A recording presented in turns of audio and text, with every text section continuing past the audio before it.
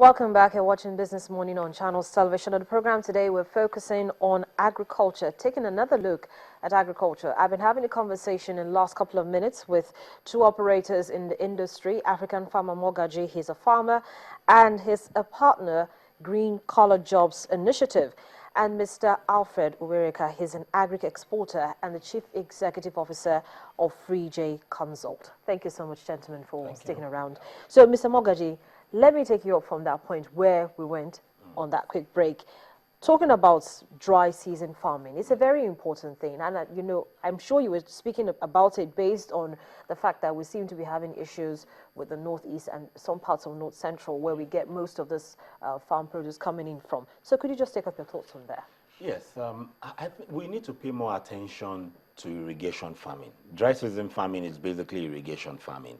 And in the Southwest, and not only in the Southwest, across Nigeria, every state, every local government, every area has swamps.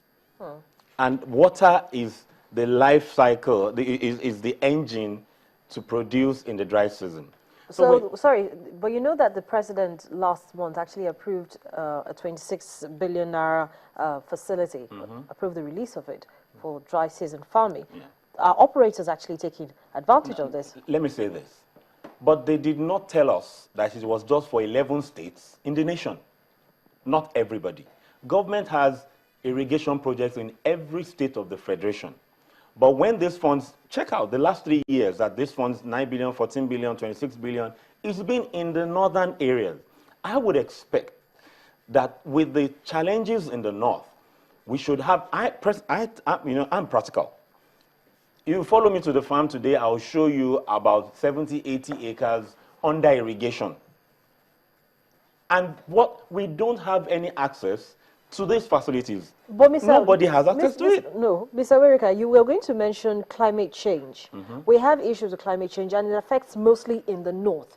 And so if these funds are coming in and focusing for now, because definitely the government realizes that every state needs it, and every farmer in every state needs this funds for dry season farming. So for now, why don't they focus on the north, which is, you know, mostly hit by, you know, climate change issues? Mr. Uwerika. Yeah, I think one of the things which he hasn't mentioned is the fact that most crops tend to have one cycle in a year. Now, as you develop crops to have 2 cycles, it means one of them will hit the dry season. What you have just said is you are doubling your production. Now, if you're going to double your production, then you must focus on how that dry season will work in tandem like the wet season. Now, in the north, they really don't have much of dry season. I mean, wet season. So they basically spend so much on irrigation. True. I think that's the point you are making. I agree. A larger proportion should go to the north. Yeah, around the south, there's water almost everywhere. There will be a different approach to the irrigation in the south. What he's saying is that most of the things are just at the policy level. When it comes to implementation, there's a Minister of Agri and his team that should examine this platform. What kind of irrigation is required in the south to meet the same type of products they have at wet season that they can have in dry season? Then the north is basically irrigation all through. I mean, the kind of violent weather we have in the north when it rains, even destroys crops. Yeah. So I think to some extent it's more of how do you align your shift on water. One of the things you did in IITA was to give you possibility of having multiple cropping. And for us in processing, once you have multiple cropping, it means we are guaranteed of a continuous supply. I mean, you can have a crop, you go off season, then we are bound to store for a longer period before we start. So we have to put money down to store those products that have been produced this season to wait for another season. But if you have 2 big seasons or 3 seasons, I plan my schedule to fit into that kind of program. Instead of me storing, I have a program, an exchange with those people to make sure at any time they are producing, I can take the harvest. And you've noticed something. If a group of farmers are producing and there is a waiting buyer, they will let go. Because if you keep these products 5 days after, the products start deteriorating. Which means, from what both of you have actually said this morning, we are attaining food sufficiency. Yeah. But the challenge is getting it to become an export, kind of business, increasing more of the export of it that will bring in revenue to the country. Yeah, I think you are talking about export. I think people always tell my company that your products are export oriented, because they couldn't believe that somebody can create values on commodity. People have to remove that psyche that we produce for export. We produce and sell in Nigeria, but we make sure the products can still be available to Nigerians in diaspora. I remember when Akiyuli, the former NAFDAC MD, was in China, he told the Chinese government, don't produce for export. Sell to us what your people consume. The principle here is that we produce, but if the export market is waiting, we sell to them. We sell locally. One of the beautiful parts of agriculture today is that you create massive wealth through the issue of expanding production. I have people who have been trained to make sure that whatever they produce will consume all. You know, these people increase their turnover in terms of cropping to double because they know there's a waiting market for it. And when that happens, you have created wealth. There was a little sideline we're discussing. Somebody who is into processing, his capacity is about 5 tons in a week. He goes into processing for only 1 ton because that is what his immediate market can take. I've had a discussion with you, we can go into an agreement. The remaining 4 tons, can we use the same overhead and produce for me? We'll do a win-win situation. What I'm trying to say is there is a huge potential in this country.